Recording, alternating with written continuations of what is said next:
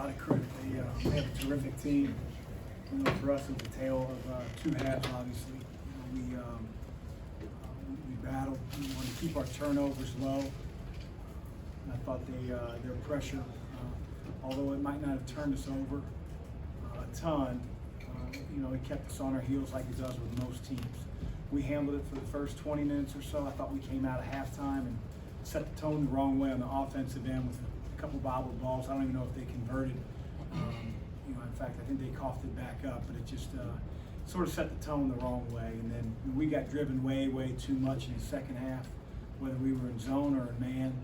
And they're a really good team. You know, we don't apologize for anything when it comes to, you know, playing a team of this caliber. You know, for us, playing shorthanded, we won't make excuses, but it's a little difficult. But you know, it wasn't difficult in the first half. Just couldn't keep up the pace in the second half. And again, I give Florida State a lot of credit. Chris, what do you know about Malik's injury so far? Well, they X-rayed it. You know, there's nothing significant. You know, he just basically twisted it. And so, like every guy that gets a twisted ankle, you know, we'll have to let the swelling go down, and then try to get him back. And I really have no timetable.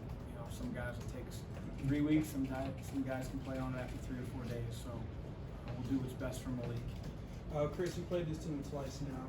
Both tough games.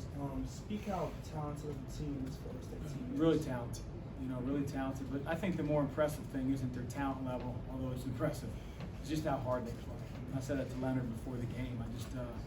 I got such a respect for how hard he gets his kids to play, the buy-in that they have. They're obviously led by what I think is an amazing point guard and a guy that's been through the league wars, and he just plays like a vet. You know, he's a big challenge for us because, you know, we've got a freshman point guard who maybe will be that ilk someday. But you know, he's really good. He gets the guys in the right spots. They're a good team. They're hard to guard. They play extremely hard on defense, and we knew that coming in. Chris, as the season winds down now, these last few games, how do you assess who's got the best chance to win this league this year? Is it a 4-team race, a 3-team race? What's your assessment right now? I only worry about our race. Obviously, we're not in the driver's seat anymore. You know, we've got 2 games left. Other teams have 3 and 4.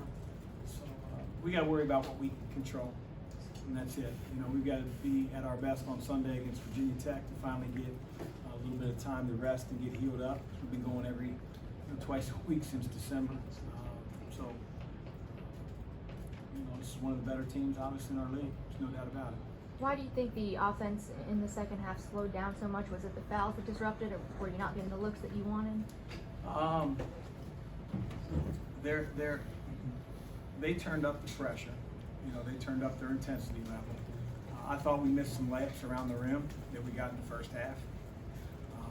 I think we missed some open threes, you know, from guys that I want shooting threes, and had those gone in. You know, you probably wouldn't be talking about offensive struggles. You know, it's not as if we had, you know, 19, 20 turnovers, which can happen to a lot of teams. You know, I'll take Jordan Laura open threes. You know, we ran some stagger actions and got open threes for Ryan. They didn't go in, and we got to figure out a way maybe come up with more offensive rebounds.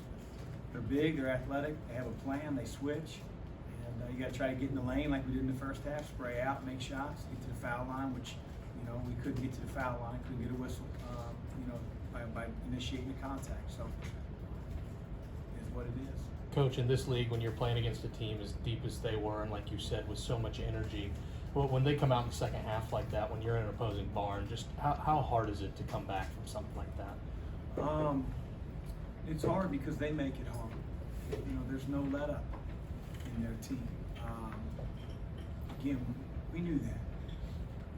But you know, the fact that he can, you know, just continue to bring, you know, more guys in that are going to play just as hard.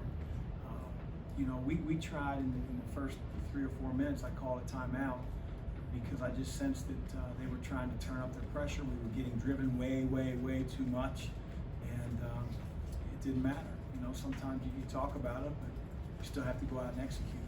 And they did a better job than we did. On defense, was there?